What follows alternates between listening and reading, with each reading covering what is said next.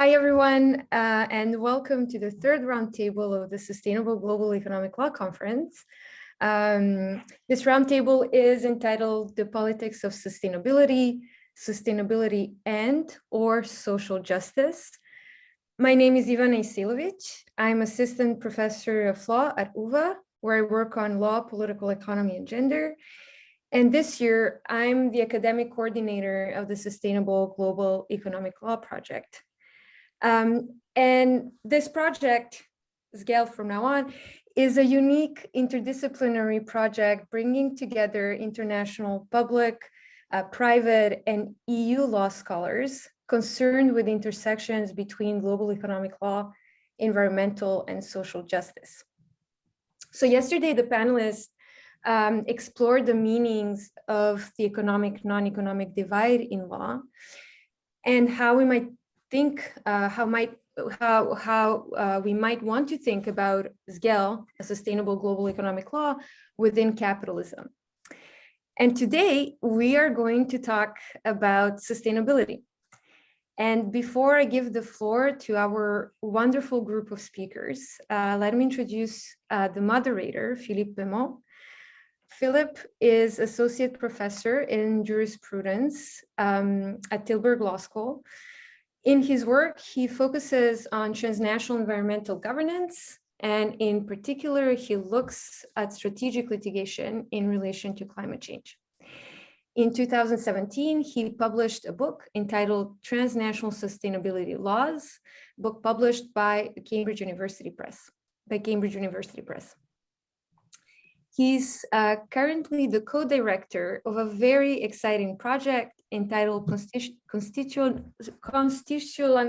okay, Philip, help me here. I can't pronounce this one. Constitutionalizing in the Anthropocene. Thank you so much. In the Anthropocene, which is based at Tilburg Law School. Philip, the floor is yours, and thank you so much, everyone, for being here. Thank you so much for that introduction, Ivana, and also for the organization of this really stimulating event to cap this year for many of us. The conversations we had yesterday, for those of you who were here, was fantastic, and I really look forward to following that up with a final roundtable just now. Whereas yesterday we maybe focused mostly on the economic and law part of the title of the conference. Today, in this roundtable session, we're really going to focus on the sustainable part of it and focus our conversation on the politics of sustainability. I'm going to, in just these opening minutes, introduce our speakers for today, as well as give a bit of a prelude to the questions which I asked the speakers to engage with in their opening contributions. Like we had in our roundtables yesterday, our speakers are going to engage in a discussion for the first 30 or 40 minutes or so, and then we're going to open up the roundtable to questions from any of the participants here on Zoom. For those of you who joined a bit late, just a reminder that we're recording this so that those who could not join will be able to watch the event later. But I think we're going to end the recording at the beginning of the open question and answers. So the question and answers from the audience will not be included in the recording. So we have with us five really great speakers today. I'm going to introduce them in the order that they're going to present their opening remarks. And the first is a dear friend, Dr. Joyeeta Dehm. She's a senior lecturer at La Trobe University, at the law school at La Trobe University in Melbourne, Australia. She's an expert in natural resource governance, economic inequality, and social justice. She's co-editor in chief of the Journal of Human Rights and the Environment. And recently, she published the early part of this year, in I believe February, with CUP, a fantastic monograph titled "Reconsidering REDD+: Authority, Power, and Law in the Global Economy." Following Julia, our second speaker will be Professor Joyeeta Gupta. Based at the University of Amsterdam, she's Professor of Environment and Development in the Global South and works at the University of Amsterdam's Institute for Social Science Research. Joyeeta is a leading author and scholar in global environmental governance. I'm not even going to begin to try and provide a summary or overview of her publications. They're very many and very inspiring. But to give some highlights, she's very recently been the co-chair of the UN Environmental Program's Global Environmental Outlook #6. And she's the editor-in-chief of International Environmental Agreements, Politics, Law, and Economics. Her expertise focuses on environment and development in the context of North-South geopolitics and the study of environment and development and the intersection of the two in global to local levels of analysis. Our third speaker, or I should say third speakers, is a duo, also from the University of Amsterdam. The opening remarks will be provided by Dr. Kinanya Pijl, assistant professor in private law at the University of Amsterdam, whose expertise lies in sustainable finance. She recently completed her dissertation at the EUI, where she investigated the role of banks in the transition to a social and environmentally responsible economy.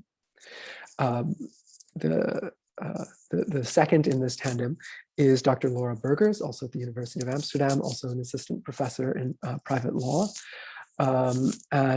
Laura recently completed her PhD at the University of Amsterdam on the role of judges in climate change litigation in the field of European private law. In addition to that focus on judicial lawmaking, she is also a leading scholar in the Netherlands and the EU more broadly on developments of the rights of nature. And our final speaker for these opening remarks is Dr. Jimenez Sierra, who is currently a Catalyst Fellow at Osgoode Law Hall in Toronto, Canada. She recently completed her PhD at Rosario University in Colombia. Her PhD focused on the intersection of international economic law, human rights, and development, particularly in the Latin American context. She's also recently been a visiting fellow at Kent's Law School and King's College's Transnational Law Institute. And her research focuses on post-colonial and transnational analyses of Colombia's mining policy and industry. All right, with these introductions behind us, I want to give a brief background to the questions that I offered to the audience. And also for those of you who haven't met me in the past, I've got a particularly bad cold this week. I've taken a vow of silence the last 48 hours to make sure that I would have some voice for today's roundtable, which means I'm going to lean on you guys quite heavily in the open discussion later today to come with lots of questions and feedback.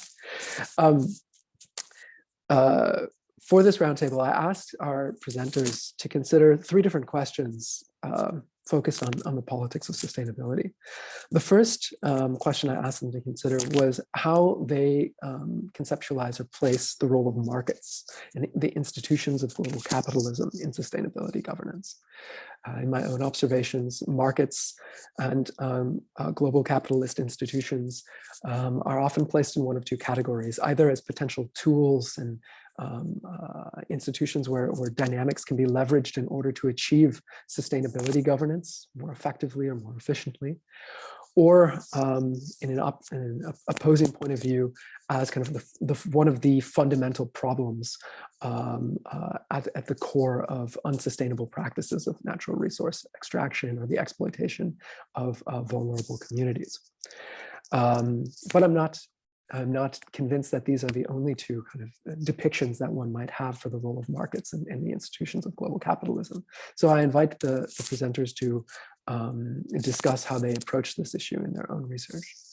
Second, I've asked our presenters to consider the politics of sustainability and its position at the intersection of other major fault lines in global and international governance. Fault lines such as the politics of development, but also the political economy of global capitalism, maybe more specifically, fault lines related to international investment law, as we might see in Jimenez project, for instance.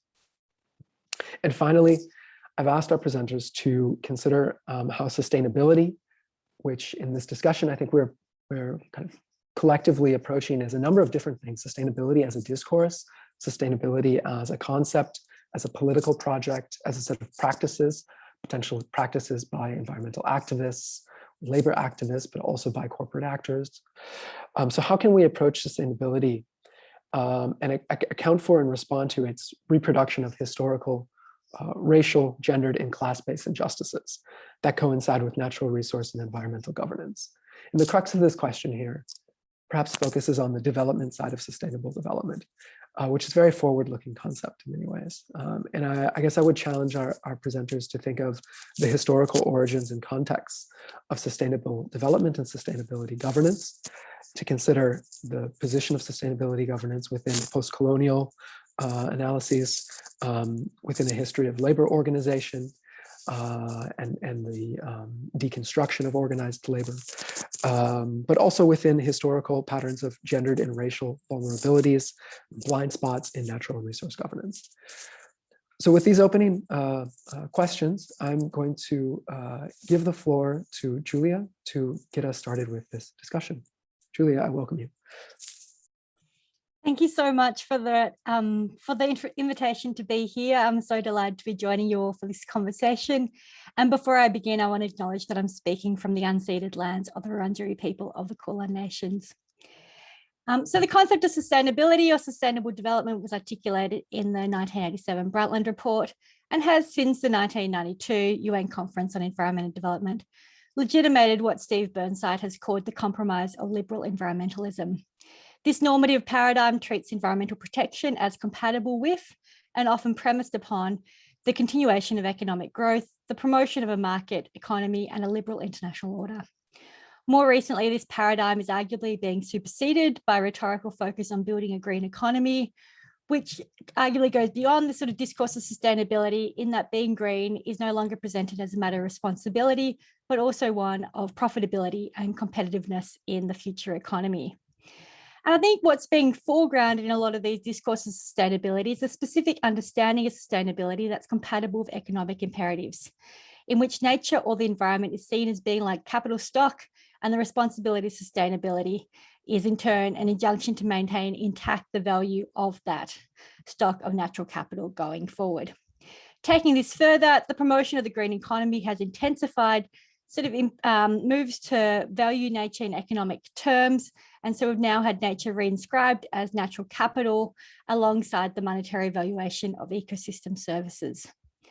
And so I think instead of this expansion of this logic of marketization, commodification, and financialization to ostensibly address the ecological crisis, arguably what we need instead is a drastic devaluation of the types of activities that are driving the planet to the brink of ecological collapse. And in my remaining time, I quickly want to flag two of the many paradoxes that we need to contend with in thinking about a global sustainable economic law. Firstly, that we have a global economic law that is directed towards sustaining the value of assets, sustaining investor expectations, and sustaining the conditions for ongoing accumulation. That is, directed towards sustaining the viability of a fossil fuel-driven capitalism. And alongside this, we have international economic law that has been constrained by and being made subject to imperatives, economic imperatives of cost efficiency and cost effectiveness. And I want to look at how these two dynamics sort of come together in the protection of fossil fuels in a rather perverse way.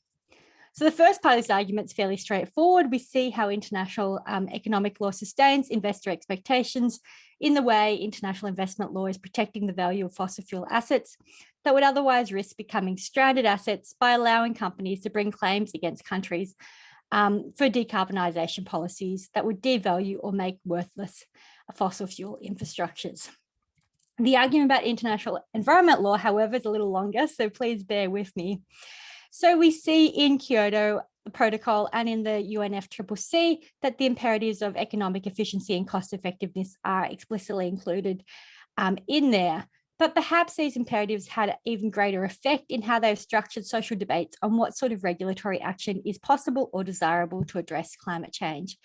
We see economic modelling undertaking cost-benefit analysis to decide what level of warming is economically optimal, with Nordhaus famously proposing 3.5 degrees, a level of climate disruption and risk that would obviously have catastrophic consequences for billions of people around the world.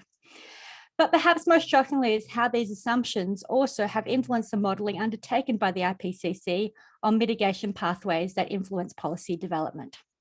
These models undertaken by the IPCC explicitly tend towards the goal of minimizing aggregate economic costs of achieving mitigation outcomes and are based on the ideal assumption that mitigation will be undertaken where it's least expensive or most cost effective. Because of this concern of optimized cost-effective scenarios, for a long time, few of the scenarios modeled by the IPCC were even compatible with limiting warming to 2 degrees. It was only after the 4th assessment report in 2007 that you start to have some modeling starting to look at this. But by the time of the 5th assessment report in 2014, just before Paris, basically all the models that the IPCC did to limit warming to 2 degrees relied heavily on negative emission technologies being included. These negative emission technologies, mostly BECCS, basically assume tree planting on a ludicrous scale, requiring plantations the size of India, for example, as well as relying on technologies for carbon capture and storage that are not yet proven at scale or viable at scale. And I think it's really worth stopping to reflect on how crazy it is that it seemed more realistic to do something completely politically unviable, that's morally highly problematic, and that's completely unproven than to let go of these constraints on our models that we need to pursue the most cost-effective approaches. And although these are completely fanciful models, these projections and models have real life effects in terms of what they enable in the present. And the main thing that they do is legitimate the continued burning of fossil fuels in the immediate, because this can be then drawn down through negative emission technologies in the long term. So basically what they're doing is protecting fossil fuel assets from becoming stranded assets. So here we have both international economic law protecting investor expectations and the way in which international environmental law is constrained by imperatives of cost efficiency, effectively coming together to the same result. And so I think this shows how in dealing with these sort of paradoxes that we're trying to unravel, we need to both contest what it is that international economic law sustains and also how economic imperatives have shaped and constrained environmental laws. Thank you so much, Julia. I would like to then give the floor to Joyeeta. I've lost track. Thank you. Yeah, perfect. Thank you. And good, you've got the screen. I build on what Julia has just said, and I would like to focus a little bit about the issues of environmental justice and how they affect international economic law.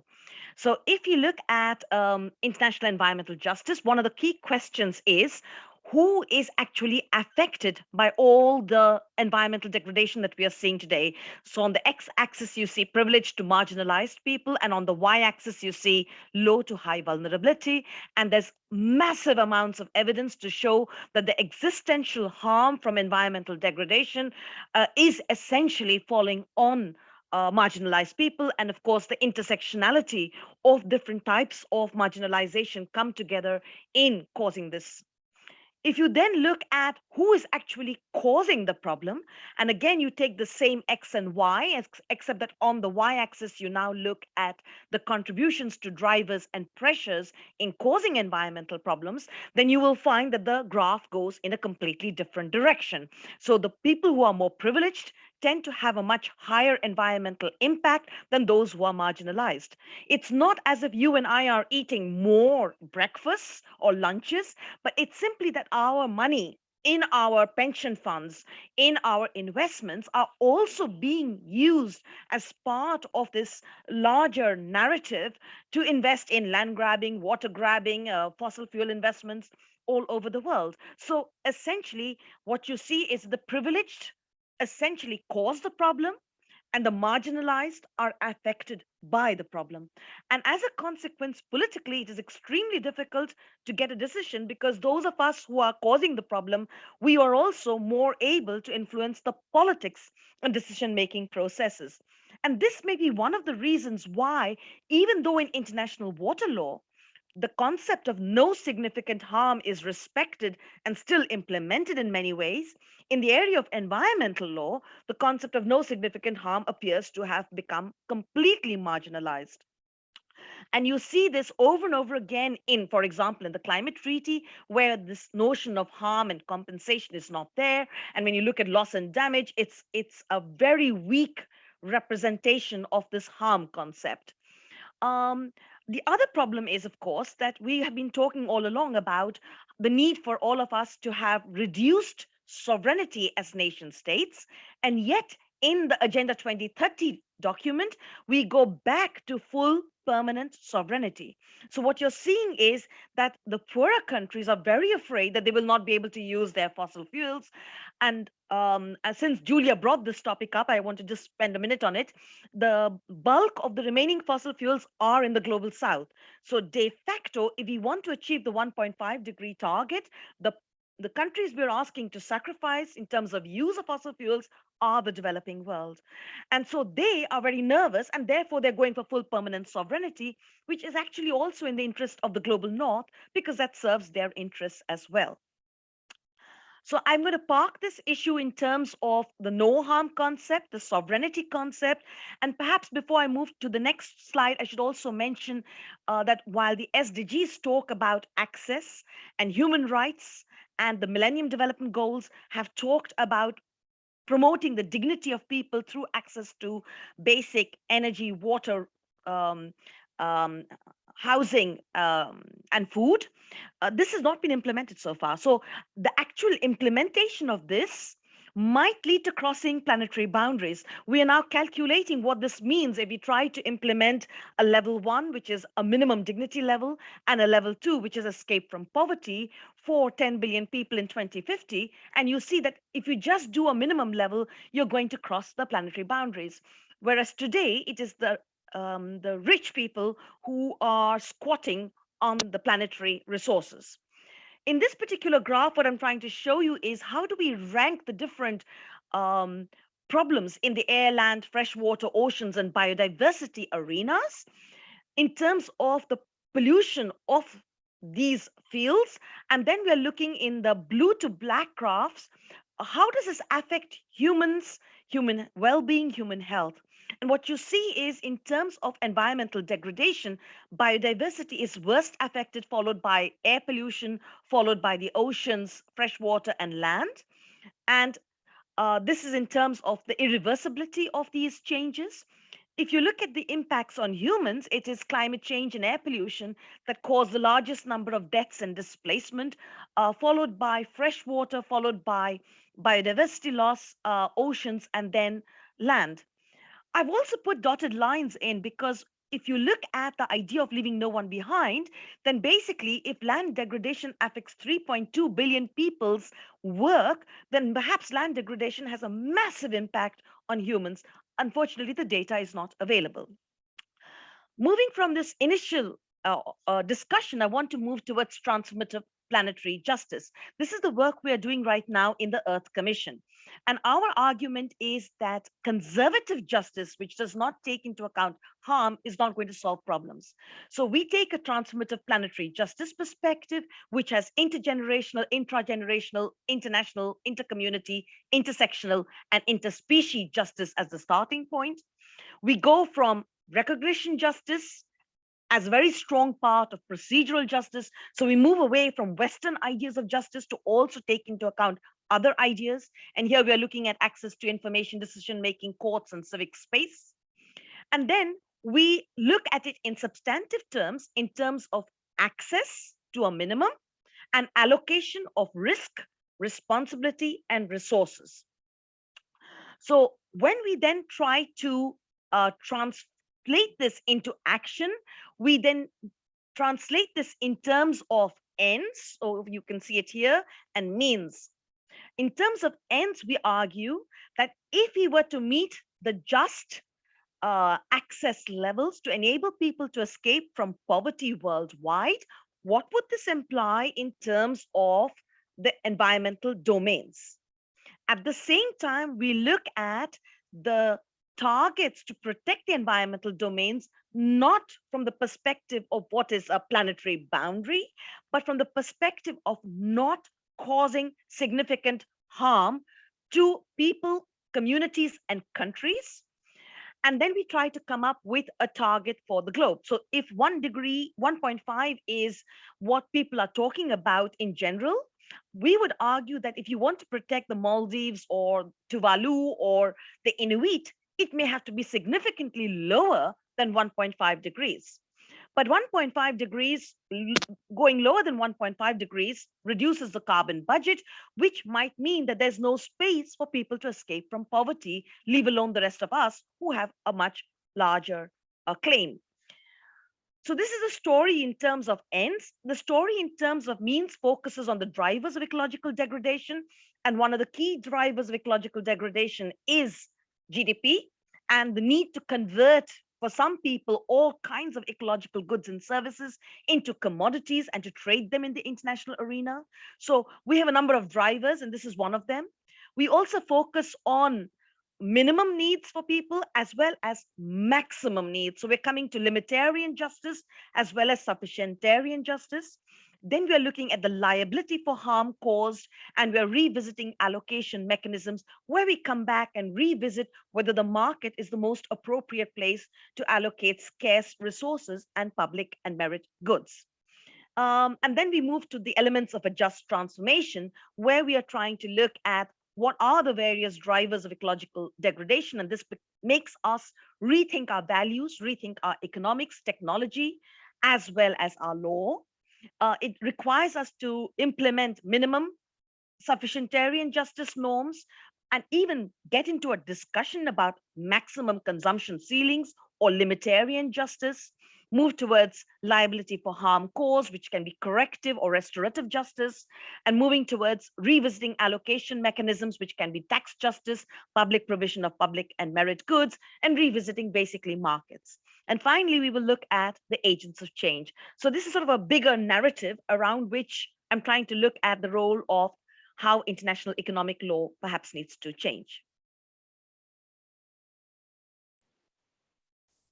Thank you so much, Joyeeta. That was incredibly inspiring and gives us a lot to initiate a discussion off of. I would like to give the floor now to Kinanya. Great, thank you so much. So Laura and I sit in this panel in our capacity as 2 out of the 4 people who last year started the initiative Scholars United for a Sustainable Amsterdam. So we speak in that capacity. The other 2 people are also here. That's Nena van der Horst and Eva Vermeulen. And about a year ago, we started looking into Amsterdam's circular strategy, because Amsterdam has a very ambitious plan to become sustainable, and it does so based on the theoretical model by Kate Raworth, namely the donut economy. So it's this beautiful visual representation in which you have a donut in front of you, which has an inner social circle and an outer ecological ceiling. And our economy has to thrive within that ring, within that donut. And Amsterdam uses that heuristic device, that lens, to think through becoming more sustainable the upcoming 5 years. And the SUSA project started because we thought, what are the academics in Amsterdam actually doing to contribute to this sustainable journey of the city of Amsterdam? So we brought together scholars from the University of Amsterdam, the Vrije Universiteit. We try to build bridges between the various knowledge institutions in Amsterdam, which is often a first step, right? To get the expertise together. To try to figure out what we can contribute in the place where we actually live. How can we use our expertise, as well as the economists and the data scientists and the anthropologists, to make our city more sustainable? So I'm going to talk you through some of the things that we've learned in this journey the past year, which kind of sideways answers your questions, Philip. So what is interesting about the donut is that it focuses on the social dimension and the ecological dimension, but applies that lens both on the local and the global level. So yes, we need more houses, but we also need green. So thinking about the housing issue from both the social and ecological perspective, but also thinking about the global implications of that. So where do you buy the construction material? Where does that come from? How are the people treated in the supply chain of all the sources that you rely on? So the donut, for Amsterdam at least, provides a beautiful heuristic device where you assess the social and the ecological both on the local and the global level. And what we've done is we've brought together all these academics in Amsterdam to think through some of the key problems that the people in Amsterdam are facing. So it started with a very bottom-up approach in which we went to the streets with some students who helped us out to try to figure out, like, what is it really that is in our way to live more sustainable, to do business more sustainable? So that led to 8 problems, for which we have grouped into 4 teams, 4 interdisciplinary teams, to try to figure out what it is that we can do. Can we actually contribute something in these interdisciplinary teams?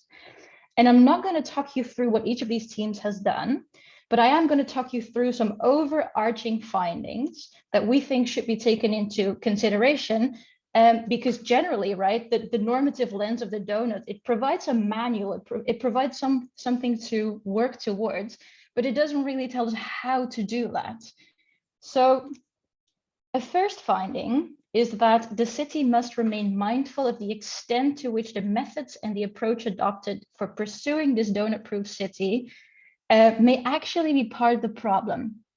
So what we observe is a certain business as usual approach. So we try to make indicators for everything. We measure that. We have targets. We're going to achieve these targets so that we can demonstrate to our people that we're living up to our targets.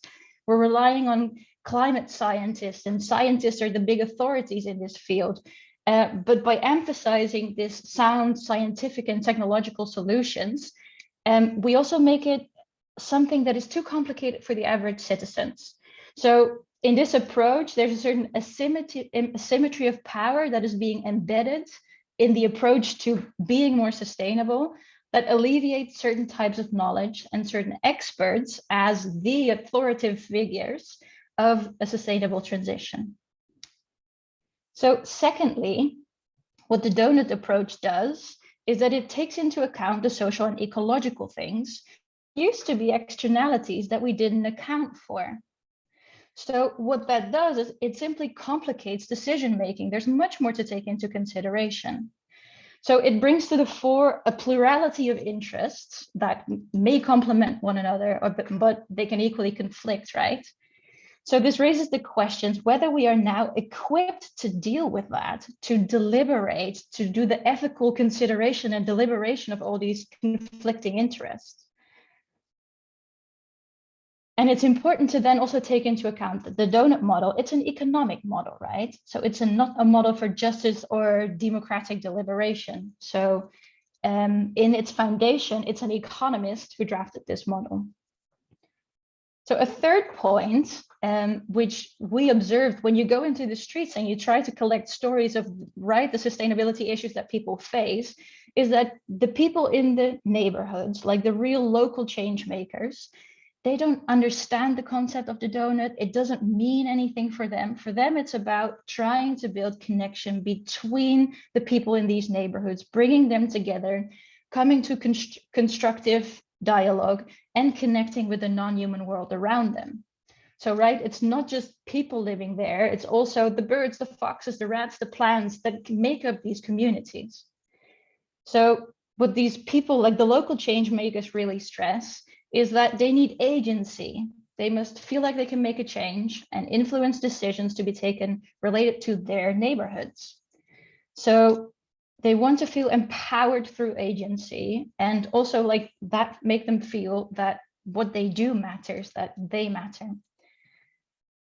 So our concluding remarks are that we think that what the municipality must do is that it must create space for challenging the cultural assumptions that underlie the way we do things around here in the city. So, right, so some citizens stress it's these individualistic values, habits, and social norms that are in the way, while other citizens say that the way we conceptualize nature is actually what's in the way, which is not the, let's say, the paradigm based on which Amsterdam is pursuing change. So, and building on this, we as lawyers want to take the next step and think through, right, what the role of law is here and how it may help solve some of these issues. Thank you. Thank you so much, Kinanya. And you also have kind of reintroduced a conversation from yesterday about this, distinction, the subtle distinction between economic and non-economic realms of social activity. For the last opening remarks, I want to give the floor to Jimena. Okay, many thanks, Philip, and many thanks, Ivana, for the invitation. I'm really glad to be here and to share some inputs about my research. So one of my main interests in the framework of my research is understanding how law at the domestic level is shaped in favor of some transnational actors, like foreign investors, and how using law in that way makes deeper the tensions between economic international law and environmental law. I'm interested in particular in to understand the tensions related to the claims before the ISDS, which involve disputes over natural resources. In the case of Colombia, currently there are 17 lawsuits and 10 of them are related to natural resources disputes. Moreover, the two cases that have been solved so far have been decided on favor of the investors. One of the most controversial claims relies on the case of the Canadian mining company Ecological, which sued Colombia after some local authorities decided to protect the Santurban Paiement, which is a key ecosystem to mitigate climate change. These arbitral awards have been highly discussed because the tribunal recognized that the Colombian state acted in good faith at protecting environment and in the framework of the so-called right to regulate. However, in spite of this acknowledgement, the tribunal decided in favor of the investor and Colombia should compensate the mining company. For this reason, this decision has been debated among scholars and experts on international law, and some of them have argued that this arbitral award demonstrates that in spite of the attempt by some authorities at the local level to protect high values for humanities like environment, in practice, some particular interests protected by economic international law ends up prevailing. On one hand, it is questioned from a critical international law perspective because it shows how under international law institutions, some particular actors like foreign investors have a stronger protection mechanisms than other actors like states and local communities.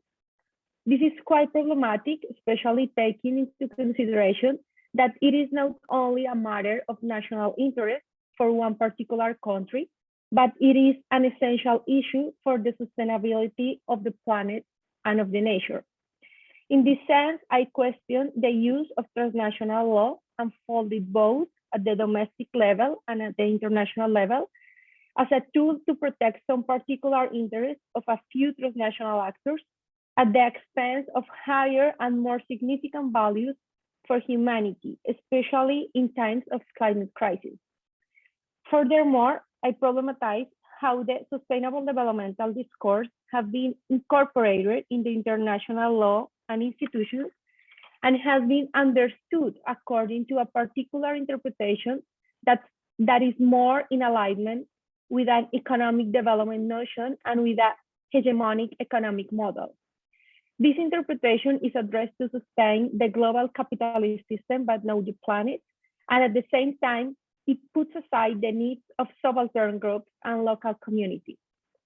The way in which international law operates through institutions like the ISDS ignore the forms of exploitation and environmental destruction addressed by private actors protected by international economic law, which in turn presents itself as neutral, but at the end is legitimizing economic activities that cause devastating consequences on the territories and on the planet itself.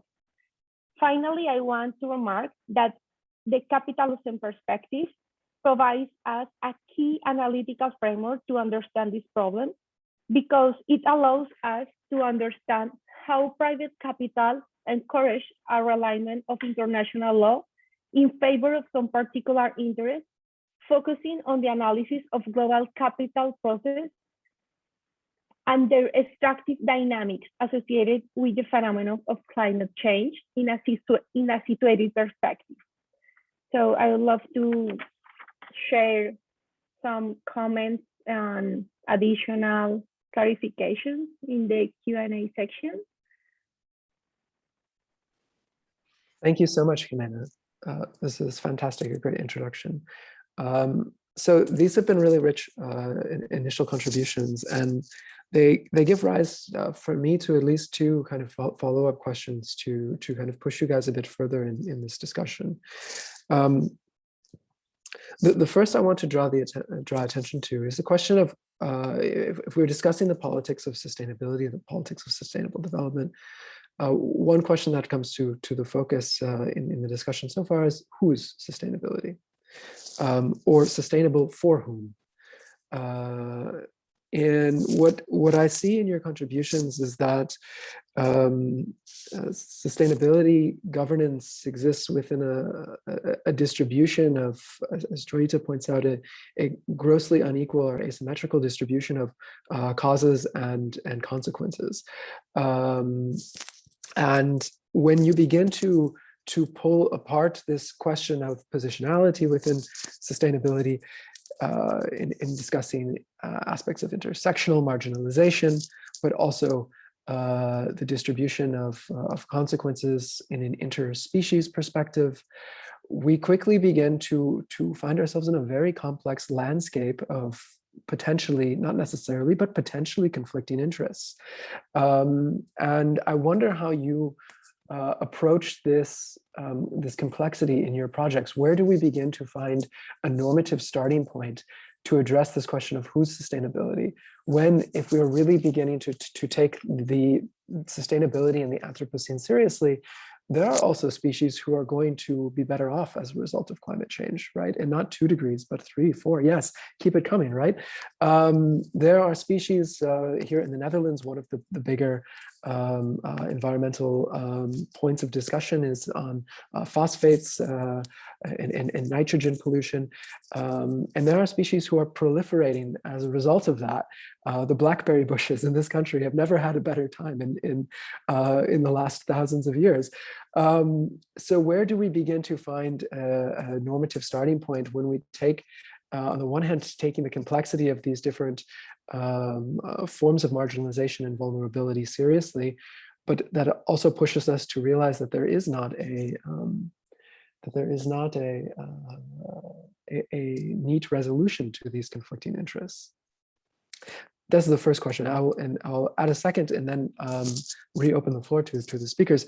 The second question I want to raise into the discussion is the role of law and the technique of law and legal instruments in rendering problems and responsibilities in environmental protection invisible.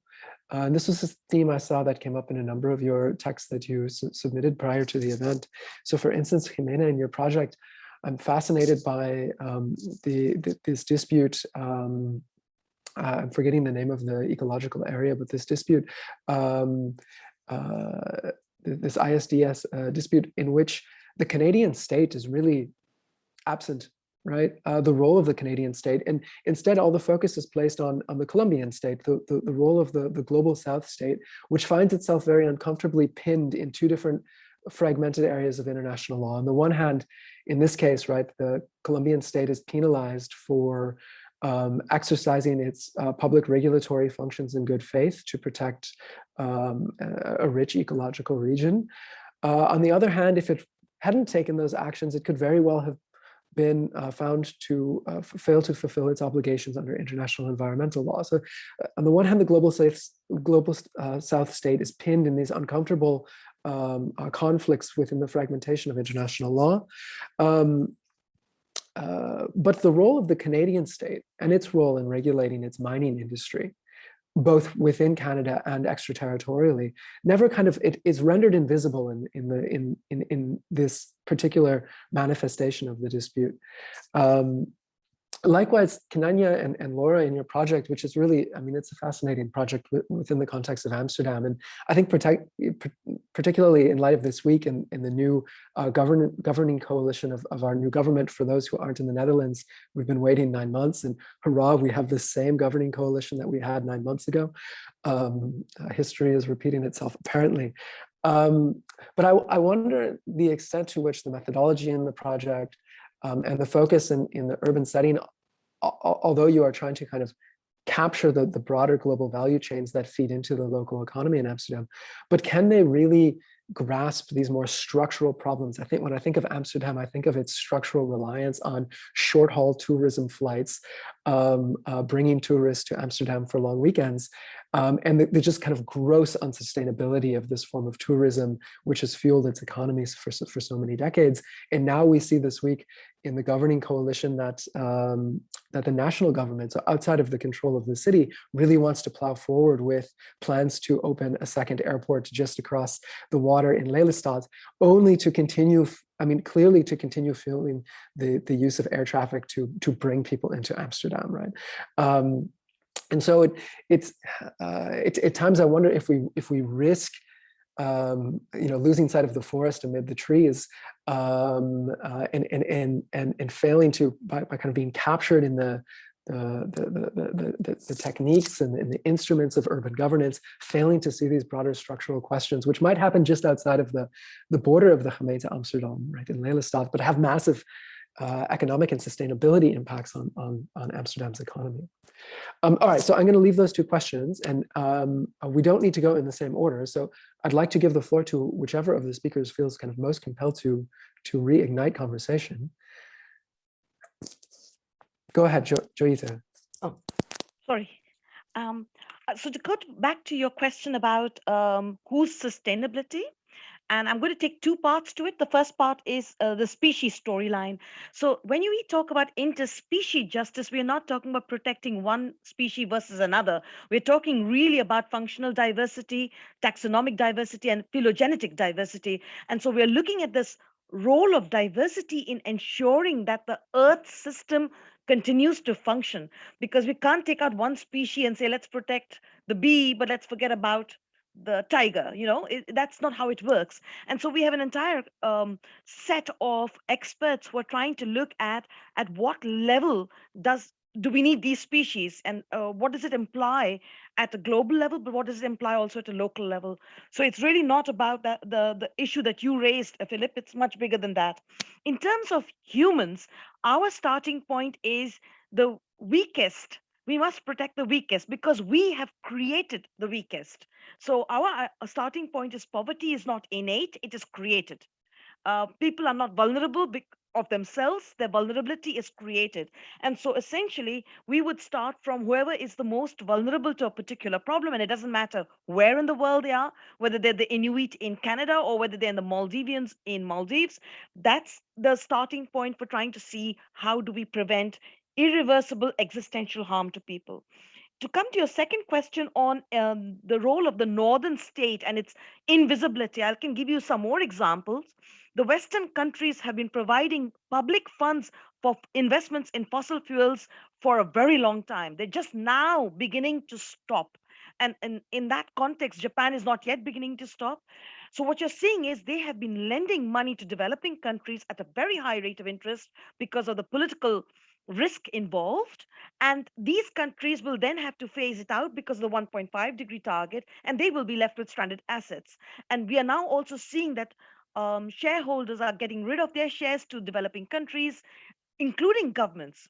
So there's a very strong role of governments behind, where they basically shake hands with their own companies, their own pension funds, and they make deals behind doors, and the blame is really coming towards the developing country governments because they are making the stupid decision to borrow Western money to invest in fossil fuels. I might jump in there, and I think sort of picking up on some of the comments earlier, I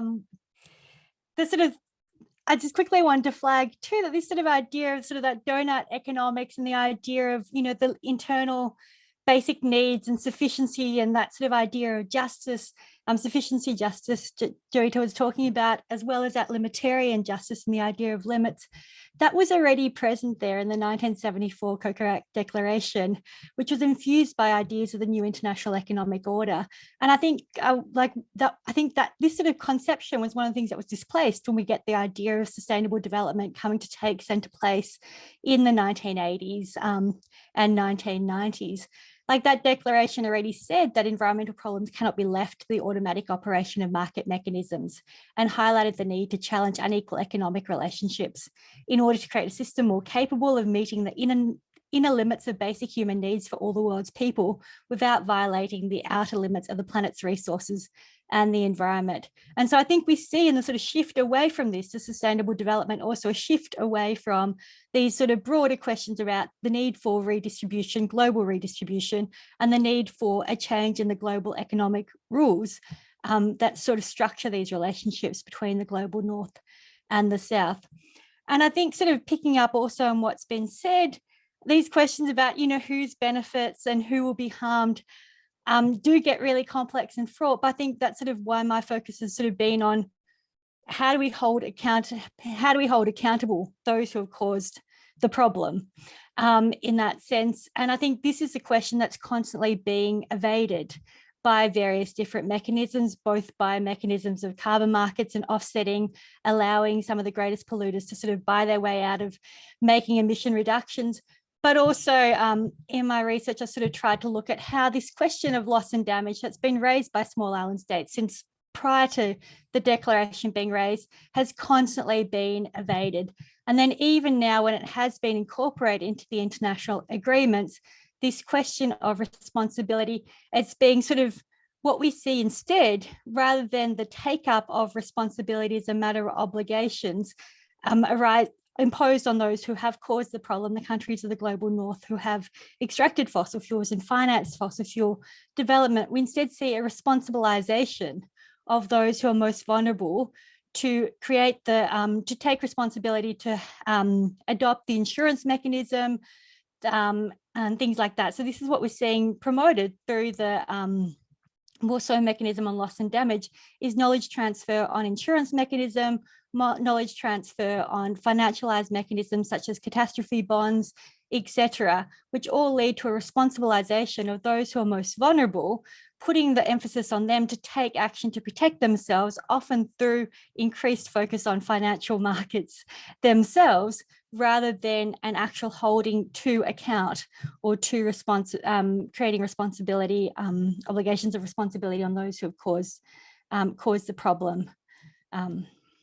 So I think here we see again that invisibilization of those issues of historical responsibility in particular. And I think in climate law, it's just one expression of this broader trend that 12 scholars have pointed to of the different mechanisms that international law has developed to avoid responsibility and accountability for these sort of historical harms. Shall I follow up perhaps? So this is of course the first time I speak, but I'm the Laura that Kinanya was talking about, because we did indeed this project together with two others, actually, with the four of us. And thanks so much for these extremely interesting questions, Philip. And I think that they are, well, perhaps I'm making it too easy, but I think they're relatively easy to answer for at least the project that Kinanya and I have been working on for the last year. So if you ask whose sustainability, it's obviously Amsterdam's sustainability, right? Amsterdam should take also this responsibility. Amsterdam is in the global north. It is one of the, well, in the richest cities even within the Netherlands. So obviously it's Amsterdam. For whom? Well, for everyone. And there I would actually like to challenge a bit your remark that global warming might be good for BlackBerry.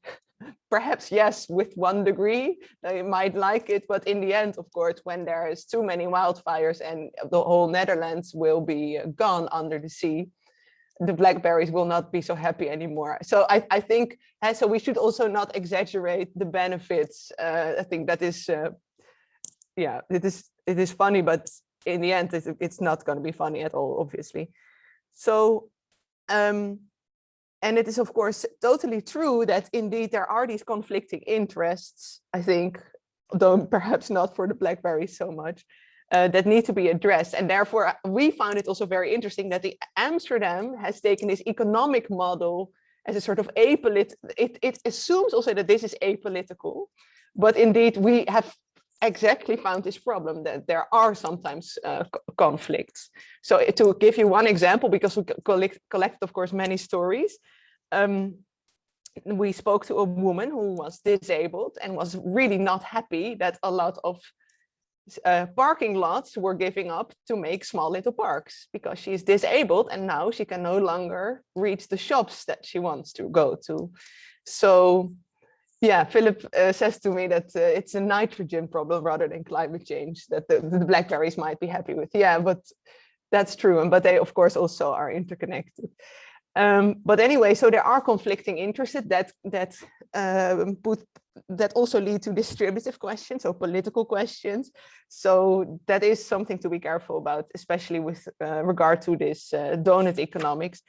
And by the way, I also found it very, and I think one of the dangers that we also found is with this planetary boundary language, which is of course the outer circle of this donut model, that it indeed somehow legitimizes any environmental harm before you reach that limit. So I was very happy with Joyeeta's remark that we should instead go for no significant harm. But then your second question, Philip, because you also asked about, okay, but how does it work then, for instance, with this new airport that's being realized just outside of Amsterdam? And there actually, I think that the donut model is useful because the municipality has already adopted this model. It sees that it perhaps sees it as a somehow apolitical, might even be beneficial in this regard, because since it has this model, the municipality can also be held to account.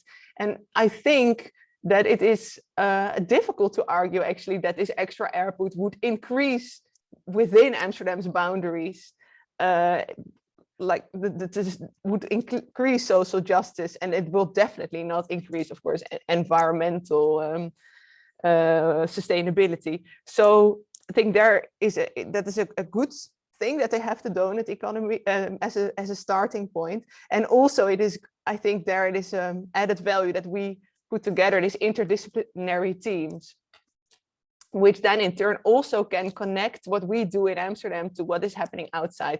So to give you just one more example, we had one team working on garbage issues, and they were working together with some exact scientists and some communication scientists. So they developed this campaign also to make people more aware about garbage, and to actually, their aim is ultimately to decrease garbage, right? Because we just have too much and we export it. So one of the little posters they made, I'm not sure whether you can see it because I have this blur. I think